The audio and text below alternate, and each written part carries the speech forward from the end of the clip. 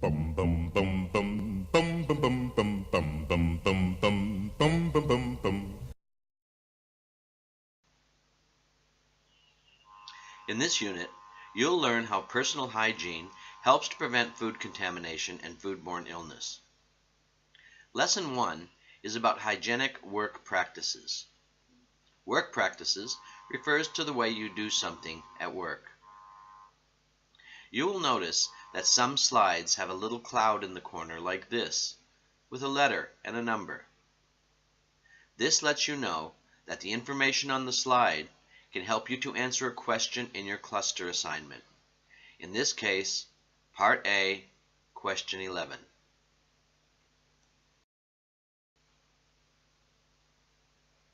A disease is an illness. Hygiene is about preventing illness. Illnesses can be transferred in the following ways. An airborne disease is an illness that is transferred through the air. A foodborne disease is an illness that is transferred through food. And an infectious disease is an illness that is transferred through other humans or animals.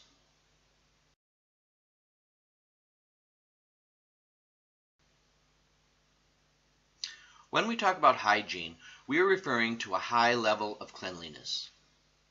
We will be focusing on personal hygiene, which is keeping ourselves clean, and environmental hygiene, which is keeping our work area clean. Personal hygiene includes personal grooming, which means having clean skin, hair, teeth, and breath, and using deodorant.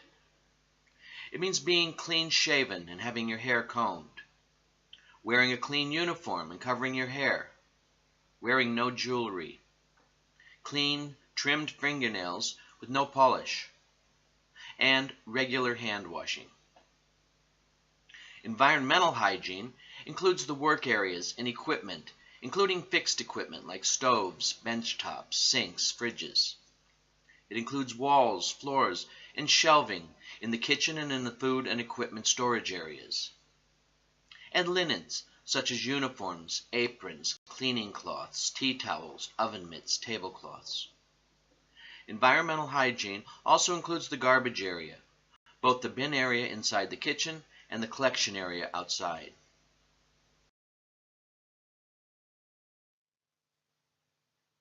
Why do we need to wash our hands? The main reason is to avoid transferring bacteria. Click on the link to see. So now that we know why we need to wash our hands, when should we wash them? We all know to wash our hands before starting work, but are there other times to wash them as well? There are.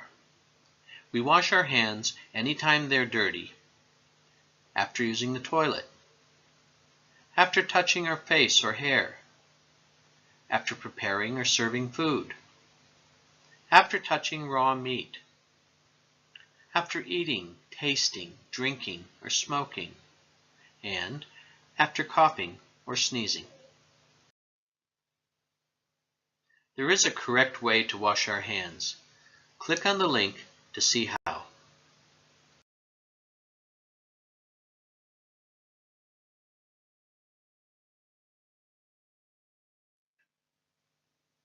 The reason hygiene is so important is to avoid contamination. Contamination is when something that has the potential to make someone sick gets into the food. Food can be contaminated in many ways. The most common ways are physical contamination, when physical items fall into food such as broken glass, hair, used Band-Aids, rubber bands, foil, or plastic, or any number of other items. Chemical contamination is when chemicals such as dishwashing liquid or fly spray or chemicals such as pesticides from the farms get into the food and aren't washed off.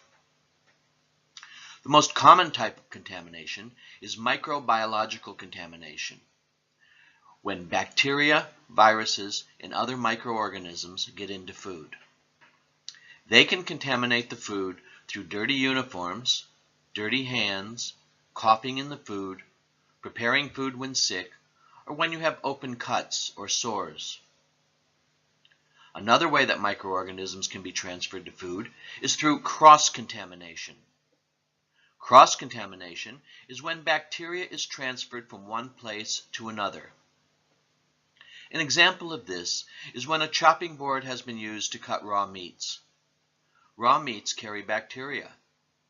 If the chopping board is used to cut a ready-to-eat food, such as lettuce, without sanitizing the chopping board first, the bacteria from the chicken will cross to the lettuce.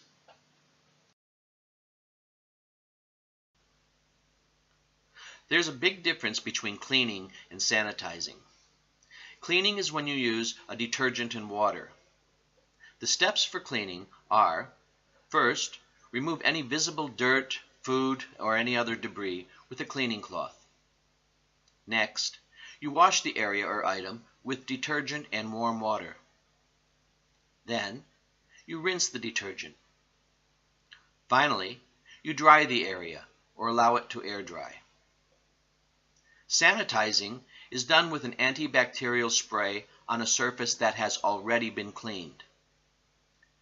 Heat is also a good sanitizer. When the temperature is more than 75 degrees, bacteria will die. The rinse water in the dishwasher is over 75 degrees to ensure that the utensils and equipment are free of bacteria.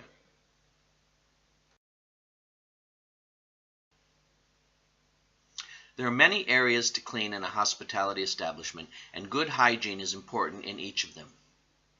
Here are just a few of the areas and their specific cleaning requirements and procedures. Accommodation, where people sleep, such as hotels, motels, etc., dirty linen needs to be removed using gloves and kept separate from clean linen. In kitchens and food preparation areas, hand washing and food safety procedures are the most important. In food service areas such as dining rooms, gloves should be worn for food handling and preparation. In storage areas, cooked and uncooked foods should be stored at the correct temperature and in a way to avoid contamination. In a laundry, dirty linen should be washed at the correct temperature. In public areas such as public restrooms, toilets and restrooms should be kept clean using the correct chemicals and equipment. And in garbage areas, hand washing is very important after handling garbage, and the area itself should be kept clean to avoid pests and vermin.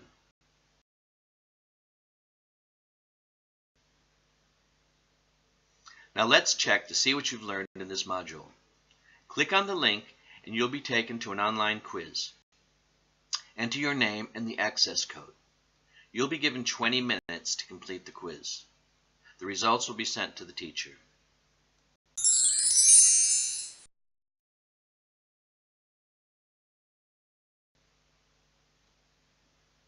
Congratulations! You have completed Lesson 1 and have learned about hygienic work practices. In the next lesson, you'll learn about hygiene hazards and how they impact on food safety.